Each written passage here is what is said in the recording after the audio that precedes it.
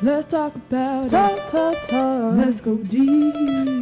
We all have something to share. KnolShare with Dr. Dave. All right. Hello, everyone. So let me just get started and said hello and welcome to the KnolShare with Dr. Dave podcast. I am Dr. Dave A. Cornelius, affectionately called Dr. Dave, and I am your host. We're in the early stages of 2024, and I am just fired up and ready to go. This is the first episode of the Getting to Your Mountaintop podcast series. And we will discuss how people overcome challenges to reach their summits or the wins that they have in their sales steward progress. We want our listeners to learn from the paths our guests carved through adversity, unlocking insights and strategies for success. So my guest today is Darrell CoachD Andrews. Coach D, welcome to the KnolShare with Dr. Dave podcast and Getting to Your Mountaintop series. Man, first of all, thank you, Dr. Dave. And boy, I love that getting to your mountaintop. That's a powerful title.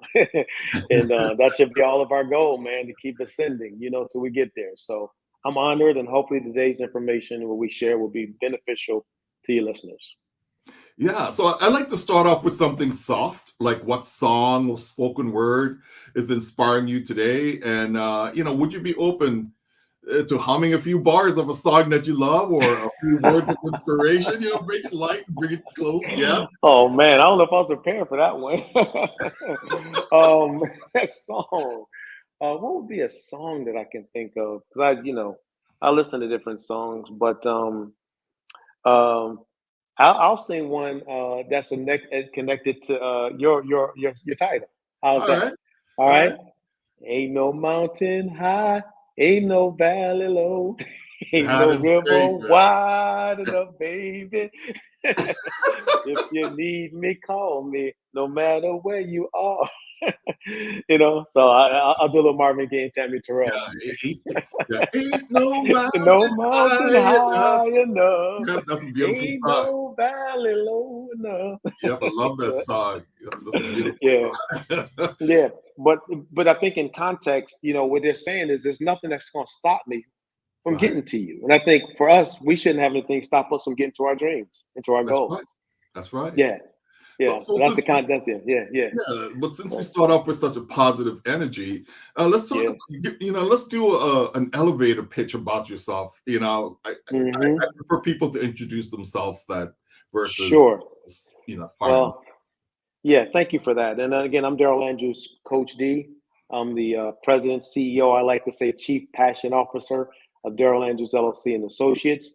We are a coaching, training, and strategic analysis team of people where we go in and we provide really there's 3 to 4 specific what we call frameworks that we focus on. One is with post-pandemic leadership, where we're coaching and training leaders around the need to lead their people from a post-pandemic perspective for recruitment and retention folk issues.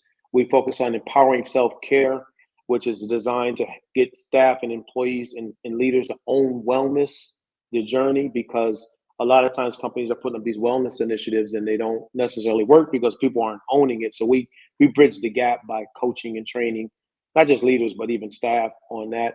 We have some work around team building and teamwork. That's old saying, the teamwork that makes the dream work. The culture is really driven by the team. And the way the team interacts with each other is really going to decide the culture that the team experiences, but also the people that you serve. And then last, we do diversity, equity, inclusion from the inside out. And again, it's all coaching and training. So depending on the needs of our customers, that's what we're getting invited in to do. And we've been doing it now for 20 years, 20 That's years, and have a small team. yeah, that's beautiful, Yep. man. Yep. Small but mighty, right? Small but mighty, man. Let me tell you something. We knock it out the park. I mean, we have big corporations that say, "Man, you guys are smaller than some of these other folks coming in, but you're way more effective."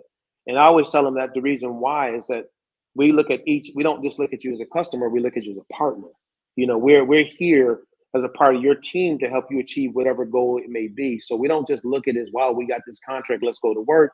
We are literally integrating ourselves into your culture to help build out your culture. Because that's what we did a lot with cultures. Because you look at the workplace, most people complaining about going to work, and we got to end that. Like, people should be feel good about going to work. They should be able to use their gifts, talents, and abilities in work, but these other stumbling blocks prevent that from happening. So we want to create healthier, strong workplaces where people can be productive and they can grow as humans and individuals within the space. So we those 4 areas kind of help us accomplish that goal.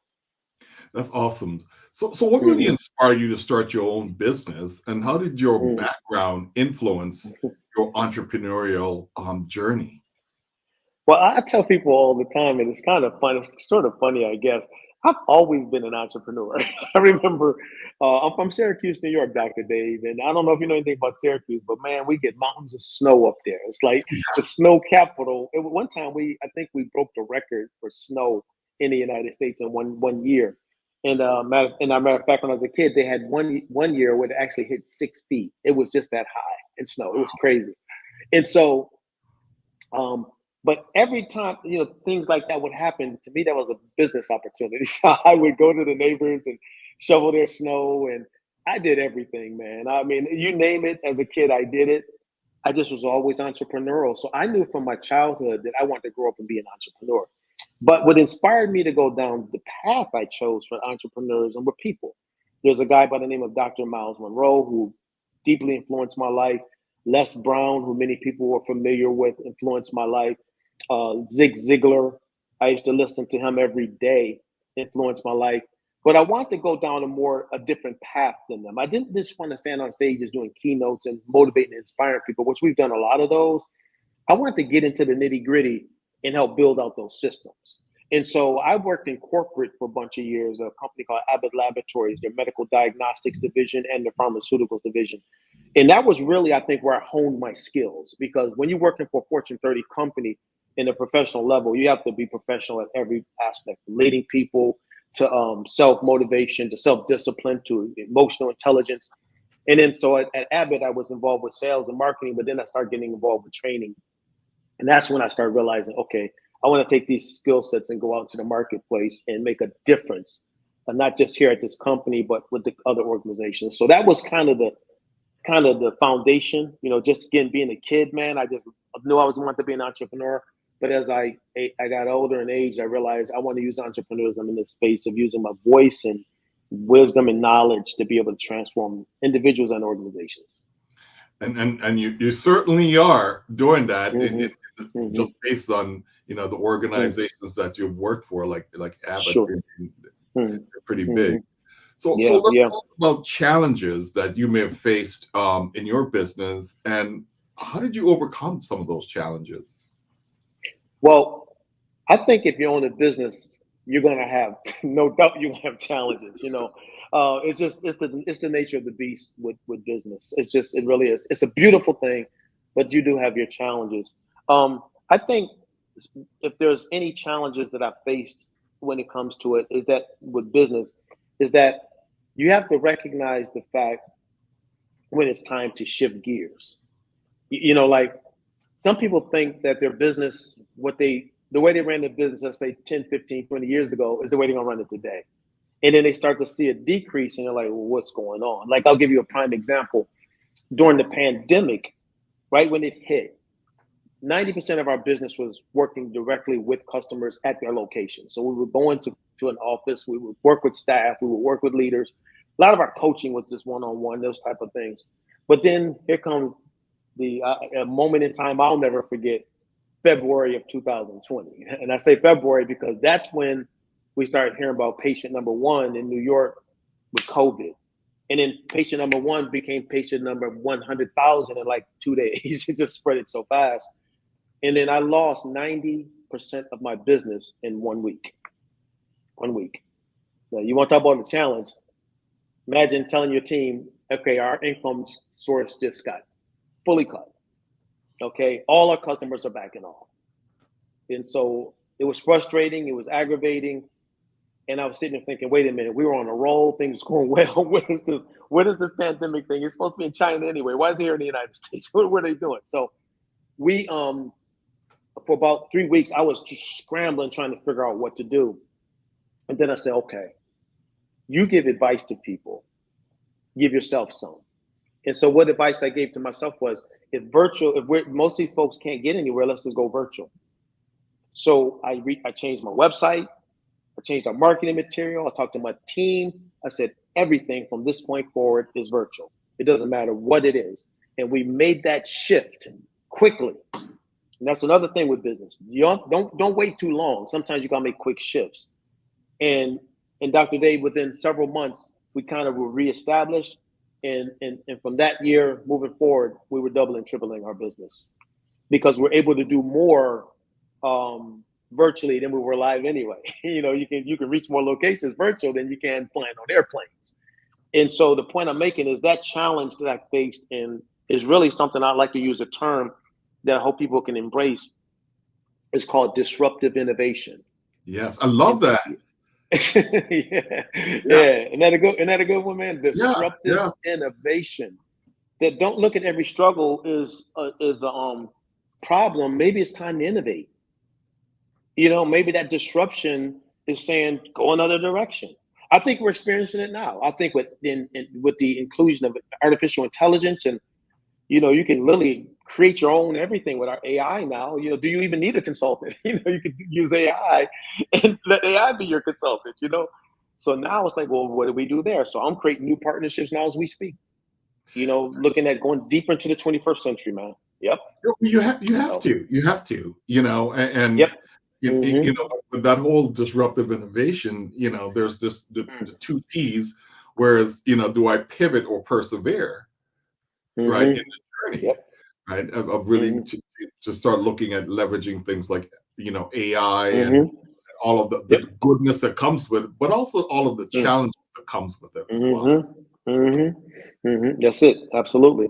And you know, so I hope people embrace that term because I think as a business owner, that term should always be in your wheelhouse because something can happen and you can either let it shut you down or you can go a new direction. I'll say this real quick. There's a book years ago called Think and Grow Rich that was out there that was really popular.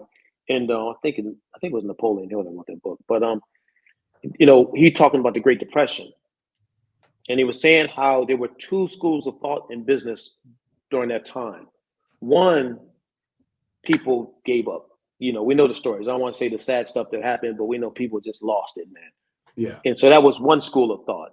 The other school was, let's try something new. Let's go another direction. And what he was saying is the people who said, let's try something new in another direction are still prospering to this day, where all those other folks just went by the wayside. So as a business owner, you always want to be a few steps ahead of the game. When you see trends are kicking in and things like that, don't ignore them. Start seeing, how do I position my work to be able to effectively persevere through this, not persevere, but shift, pivot to be able to go a new direction. Yeah. Yeah. So let's talk about balancing, you know, cultural identity with the business world's demand. You know, it's a thing that, you know, people go through. You know, it's just one of those things that we have to deal with. Yeah. You know, it's really interesting because that's no doubt an issue. I mean, it is. I'm a man of color, as we can see. I'm you know, and so I've been this way all my life. You know what I mean? I'm not going to paint myself and, you know, do something and whatever. But cultural identity. What I try to get folks to understand. Like I'll be honest with you, I'm just gonna be brutally candid. I'm a big fan. We talk about diversity, but I'm a big fan of vendor diversity. I think a lot of times we talk about diversity in the workplace, but we're not considering those people that's trying to do business with people. You know, there should be some consideration with diversity there too. But what I say is, one, it can be a struggle depending on who you're interacting with. Some people just aren't there yet as far as seeing all people out of the lens of potential and things like that. But what I'll say to that is simply this, that what I would say for the people who may struggle with it a little bit, start to think about the benefits of diversity. You know, start to understand there's power in diversity. You know, there's just because a person doesn't come from my walk of life doesn't matter of fact, and in many cases that may be a good thing because they have a different perspective that could be helpful, you know, to what we're trying to accomplish. And so some of the bigger firms out here who understand that are doing extremely well. They're big, diverse as far as their people, diverse as far as their staff, diverse as far as and they're flourishing financially. There was a report that was put out by Deloitte, and it talked about what they called the diversity frontier.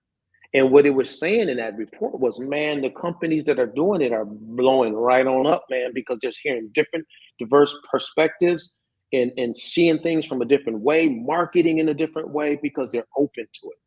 But so for the people who are on the other side doing the hiring and buying, the business owners, I'm telling you, you really need to get up to speed because that's kind of where we are now as a nation.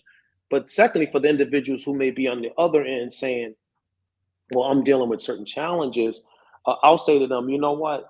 Your vision has to drive you. You know what I mean? Don't let obstacles or missed opportunities that didn't produce. You know what? Just get up and keep going. I've been doing this a long time, man. I've run into a lot of obstacles, but this is what I'm called to do. You know, this is my mission, man. You know, and I don't care what obstacles come my way. You know what I mean? I'm still gonna keep pushing because there's always somebody out there that's gonna want to do something with you. You know, there's always gonna be somebody that want to hire you. There's always gonna be somebody that want to promote you. And so just don't let individual situations shut you down. Stay focused, look at what it is that you want to accomplish, put together a plan, and stay the course. I've been doing this 20 years, man. People are like, you've been doing this 20 years. I said, yeah, 20 years. I've been an entrepreneur. And I wouldn't trade it in for anything. We do one thing I didn't mention, we do a lot of entrepreneur coaching too. So we coach businesses primarily in that startup phase, 0 to 5, and then we do those 5 to 10s as well. But man, I always tell them, let that vision drive you because eventually all the pieces will come together if you stay the course, have a plan of execution. So that's kind of what I have to say, man. I mean, I don't know if that's the right answer, but I just think that there's two sides of it. And if, you know, both sides would just kind of stay the course of what they have to do and make some adjustments, man, it can be a beautiful thing. It definitely could be beneficial to all of us. Well, yeah. For the companies that have been wise enough to expand, that means they have a bigger customer base, right? They have new ideas. There's lots of goodness that comes into play, you know, when you go broader than what your context is, you know, in that way. Yeah. But I'll say this if I can, Dr. Dave, you know, because I told you that's the area we focus on. We do DDI work. And, you know, what we do, one thing we realize with our customers in that space, I know, you know, like when this whole thing really hit hard about 3 or 4 years ago, everyone kind of rushed in and started doing bias training and started doing microaggressions training and all that stuff. We didn't take that approach. We said, you know, what we understand is that, first of all, we got to realize we're all human beings. You know what I mean? I had a chance to meet Dr. Tommy Smith, the guy that was in the Olympics that had his hand up in the air. And he and I were talking, and he said, you know, Darrell, you know, and the reality, he said, a lot of people think what I did then was just about Black power. He said, no, it was about human rights. And he said, it was bigger than just being Black. He said, that was the stance for a lot of people. And he was saying that, you know, if we can just see each other as human beings on the journey of life, you know, and it's amazing what we can accomplish. Like when we do our work with folks, we make them want to, you know, get in there and have a conversation with us. We don't beat them up. We don't put them down. Yeah. We just talk. Yeah, we, you know, all that stuff. We don't do all that, man, because I will have a conversation if I'm coming in there, you know, guns are blazing. You know, like I'm going to tell you this and tell you that, and you're this and you're that. No, let's talk about how do we reach common ground. And how do we start to see the value of every person who carries our company's name? Because guess what? If I work for a company, you get a check from them, and so do I. And it has the same name. It has the same name on it. No matter if I'm black, white, green, brown, male, female, you name it. It's the same name. So that means we all work for this firm. And that means we all should be treated with fairness. But that has some people need to get some education, in some cases, some coaching to understand that a little bit better. I mean, without a doubt, because, you know, we could pivot from, you know, you just talked about coaching, but what about mentorship, and how's that played in your career, and how do you mentor others in your journey?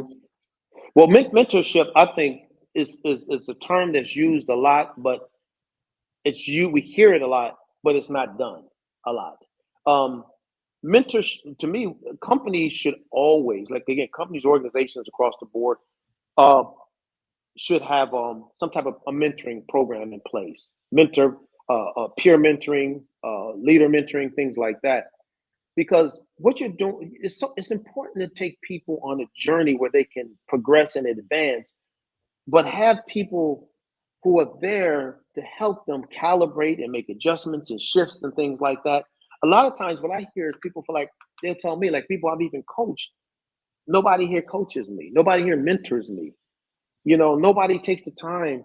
It's like everybody's trying to get their thing, do their thing, and be successful in their space instead of looking at the bigger picture and say, okay, how do you prepare me to be better in my space so we all will be better overall? So mentoring, I think, is of critical importance, not just in the workplace, but in life. I have a bunch of mentees that Yeah. I'm mentoring just in life. It's not about work or anything. It's just I mentor them about family. And I've been married almost 30 years, marriage. I have 4 kids, being a father, things like that. So it's not just all business. So I think we need in the communities a lot more too. But in the workplace, I think it should just be a prerequisite. When people come in, they're assigned a mentor. Now, it's got to be a good mentoring match because you're just trying to learn and grow, man. And you need somebody there to help you.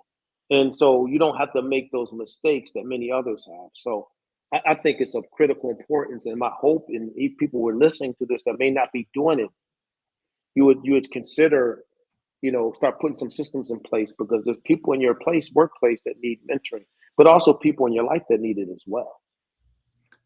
Oh, without a doubt. But as we start to think about, young people of color or just young Hmm. people in general, aspiring Hmm. to be entrepreneurs, what type of advice would you give those people? Yeah. So you're talking about youth, younger people that's trying to go into entrepreneurship. Yeah, I, yeah. I would say the first thing I would say to them is number one, take a business or entrepreneurship course. Don't You need to learn how to do this. So like a lot of people think I can just do this, but they don't understand about finances. They don't understand about accounting. They don't know about marketing. They don't know. There's so much learning that needs to take place. Like, when you go on the job for a company, they don't just say, okay, come in and learn this on your own. Like get out there and just go figure it out. They give you a manual, and they give you strategies, and they put you through training and things like that. And the training is always like ongoing. Like you really never stop. When I worked at Abbott, we were always training, you know. And so, but a lot of people think entrepreneurism, well, I can just do a lot of hustle stuff and I'll be successful. Well, maybe to some extent, you need to learn how to be an entrepreneur. You need to learn how to run a business. And there's a lot of organizations out here that can help. They give it for free. Like most of the small business, SCORE and small business organizations within most local cities offer it for free. Don't just come out here. Don't get out here and wing it. There's too many people doing that. Learn how to, just like you learned how to be a vice president, or you learned how to be a manager, or you learned how to be whatever. Learn how to run a business, because the difference between being an entrepreneur and working for someone is accountability. On your own, if you're married, it could be your spouse. They may say, okay, you need to get out there and make some money, or we're going to got some problems around here. But on that job, they're going to give you metrics. They're going to tell you, you're going to get your evaluations and you're going to know how you're doing. Now, again, I would say for us not to pitch it, but we can help with that too, because we understand that people sometimes need accountability and they may need a coach to help them with that, and help them to learn those little details. So we do some of that coaching as well, but that's not a bigger part of our work, but we do it just for some entrepreneur organizations. I always say only serious ones, because it's, we don't want to put time into folks that's not going to do the work. But it's a beautiful thing.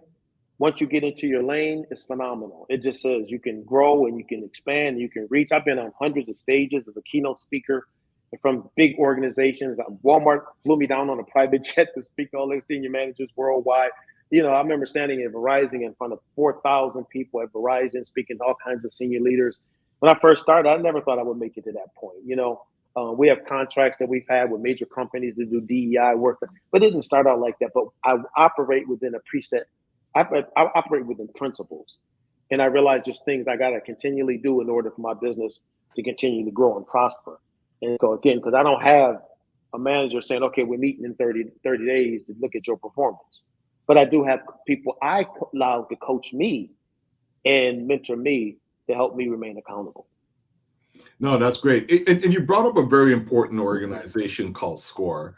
I remember in my second or third, business venture, I was introduced to SCORE, and that really helped me tremendously in terms of just speaking to others who have been on this journey before, and give you a good context. I'll say that wherever you are in your local community, if you could find SCORE in that organization and connect with them, man, you could get some great value out of those relationships that you build there. Oh, huge. And I'll say this just to bring a little extra piece to it.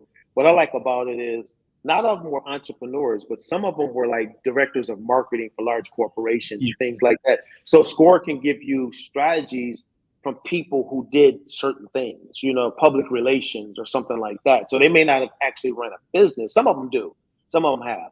But a lot of them are just experts in content areas. And that's valuable as a business owner. So I just wanted to add that little piece as well. No, that was critical. Yeah, that's true. They weren't Yeah. all entrepreneurs. Some of them were CEOs, some of them were CFOs, some were just managers. And so that was really significant in helping to shape some of the context that I have about, being an entrepreneur as well. Yeah, me too. Yeah. But as we begin to move into looking at your business impacting the community or your local community and beyond, what do you see that's happening there? That in terms of the work that you're doing? Yeah. One, I moved recently, so I'm in Florida right now. So I would say we're still trying to get our roots here as far as the community is concerned. So we're out there, doing different things.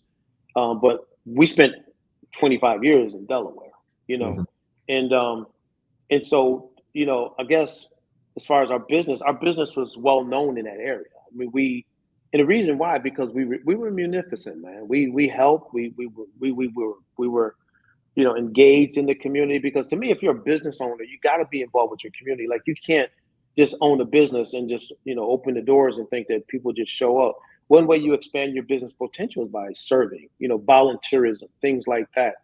In Delaware, I was able to help them open. This is, again, volunteerism.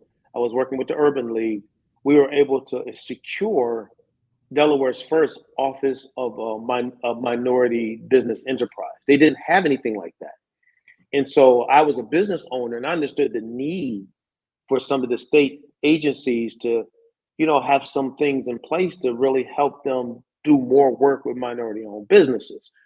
And so by being involved, I was able to help shape that policy. You know what I'm saying? So I think, and then also as far as youth and all that, man, we were involved with everything. We did all kinds of stuff to empower young people, work with young people, help them become entrepreneurs, help them go after career dreams and goals. We actually ran a program one time. That was our primary focus within that program. But, our community there, you walk through Wilmington, Delaware, and mention Darrell CoachD Andrews, they all know who I am. Because we understand that part of the community, the job of a business is to give back. But then also it said, "Oh, give and it shall be given unto you." Because once people know what you're doing, and if it's good work, they're gonna put your name out there. You know what I mean? So there's some benefits to it as well. So we play a significant role in our communities. I'm looking to do more of that down here in Florida, but we're still in the process of trying to connect the dots. Yeah, I mean, no, I love that. It's one of my passions, in one of the programs that we started up, that doing outreach, teaching entrepreneurship and coding, and all of those different skills that the next generation needs to be able to thrive, economy to come, And let me say, if I can, Dr. Dave, there's a bigger community too. The bigger community, I mean, there's people, let's say maybe, who are doing some of the things you're doing, but they're still learning. Like, one of the greatest times I've had in my early career, and I've met a lot of wonderful people, is I had a friend. Unfortunately, she passed away, but I was early in the speaking part of my career, which is not the only part, but that was kind of my big thrust early. And she said, "Would you like to?" Her name was Tony, and she said, "Would you like to speak to Les Brown?" And I said, "Stop joking. You don't know Les Brown." She said, "Would you like to speak to him?" I said, "Tony, stop messing with me." I said, "You don't know Les Brown." She said, "Come in my office." She put on speaker and she called him. When I heard that voice, I said, "Oh my God, that's Les Brown." I couldn't believe it because I immediately knew that voice. I knew that voice, And I said, I was like shocked, I didn't even know what to say, And he said, "Hey, young man, how you doing?" I said, "I'm doing well, man. How you doing, right?" And he said, "Well, if Tony's calling me, you must be pretty serious about what you're doing." I said, "Well, I'm in corporate at the time, but I'm looking to make the break and go out and do my own thing. I'm just trying to learn." He said, "Okay, give me your number." He said, "I'm busy, but I'll call you." And so I had an office, and man, sure enough, he called me. He called me several times and just shared wisdom with me. Well, I'll tell you one thing he shared with me that was powerful. He said, "If you want to spread your name, speak at conferences." Yeah. He said, "Conferences are where people get to know who you are." I'd never heard that before. And you know what? That's how I built my speaking career. There's a little side insight there, but it came from someone given to his larger community. He didn't have to do that. Yeah. Who am I? He didn't even know me. I'm dude just getting started.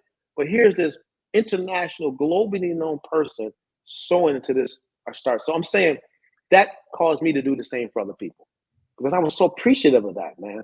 That this guy would take the time to talk to us. At that time I considered myself nobody in the game, and he helped me. So the bigger community sometimes they're just people not necessarily in your community, but people who may be young in startups that's trying to get to certain places in their career that's very similar to yours. No, that's so true. Just being a multiplier, that what comes to mind when you operate with that in that stance, Yeah. And I think it's a blessing to be able to do that, man, because I remember seeing him one time at the National Speakers Association, that meeting, and when I walked up to him, I said, "Hello." He said, "You Coach D, aren't you?" I said, "Yes, I." He knew my voice. Wow. we hadn't, because that predated the Zooms and all that. But he recognized my voice immediately, and I said, "Man, I just don't want to let you know how much you helped me." He said, "No, man." He said, "That was my pleasure." Yeah. So you start realizing, man, that's the beautiful. He's got a lot. And you talk to 1,000 people that will probably tell you the same thing about him. And the same thing with Dr. Miles Monroe before we lost him. These are people that understand the bigger community of people that are out here trying to make a difference. And they're not, well, they're okay. It's not always about a coaching deal, or not everybody today is everything about coaching and all that, which is fine. I got that. I get it. But sometimes I tell people this, I still have conversations with folk. Everybody's not going to become a coaching client. No. Some folks I just want to inspire, man. And so that's what you get some of my time just to do that. Yeah, or even to be inspired by what they're working on, so it's a great symbiotic relationship. Absolutely. So what's the next peak you're aiming to reach, with your business or as an entrepreneur? Well, I mentioned this a little bit earlier, but I'm looking at the trends, and that's another thing as an entrepreneur, you look at the trends. And we have to understand, for those of us out here in my space, I just want to let folks know this, that the traditional model is fading. And what I mean by that, just waiting for a person to call, get a consulting contract. I'm not saying that's going away, but it's not what it used to be. Okay. And the reason why is because people have access to so much information. Yes. So you got to separate yourself by having innovative type things that are going on. So for me, I'm pivoting big time to 21st century in a major way. I have partners I'm looking at with AI.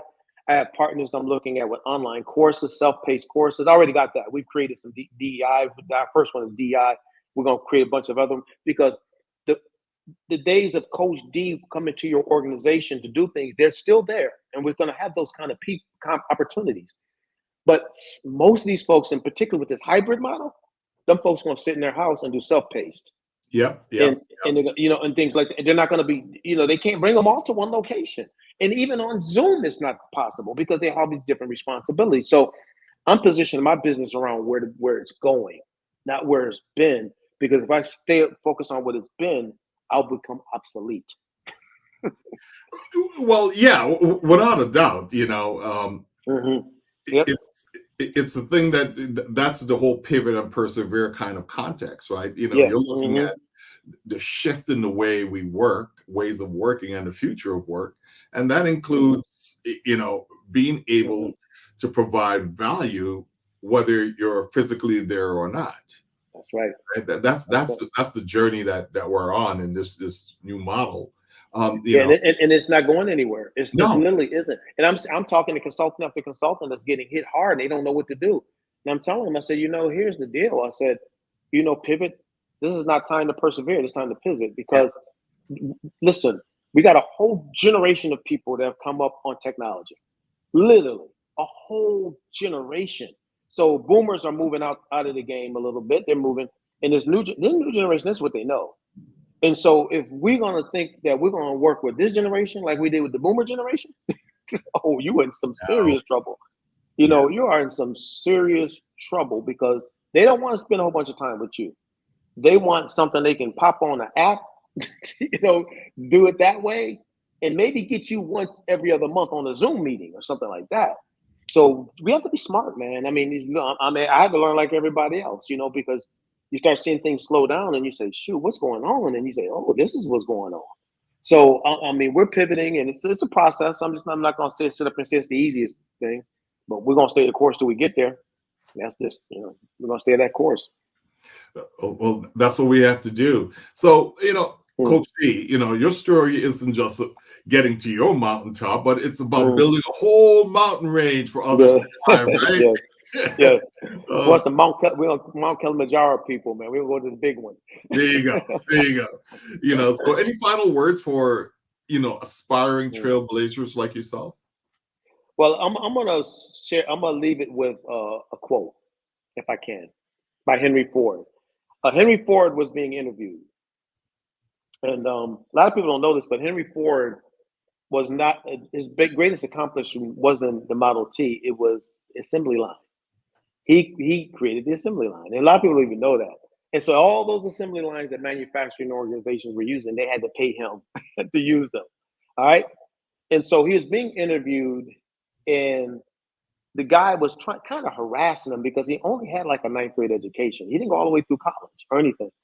And so the guy was saying, how do you accomplish this? And how do you accomplish that? And you have a 9th grade education and you booked this car company. And he looked at the young man with a smile on his face. He said, well, young man, it's just as simple as this. If you think you can, or if you think you can't, you're right. Yeah. That's beautiful. That's so true. And he walked right on into his office and said, see you later. And he didn't do much more than that. So my last words to your audience, if you think you can, or if you think you can't, you're right. So your mind is going to go to work processing what you give it. And that's so true. If you can tell it, I can get this done, somehow, some way it's going to find a way to get it. So that's what I got for the folks today. Well, thank you again. So thank you for tuning into the KnolShare with Dr. Dave podcast. Special thanks to Darrell CoachD Andrews for giving so generously today. I invite you to stay tuned, Trailblazers, because the next episodes will just give you even more insight on all of the beautiful things that we've gathered today from Coach D. So, Coach D, thank you so much. It was truly my pleasure. Truly my pleasure. Thank you. Let's talk about talk. Let's go deep.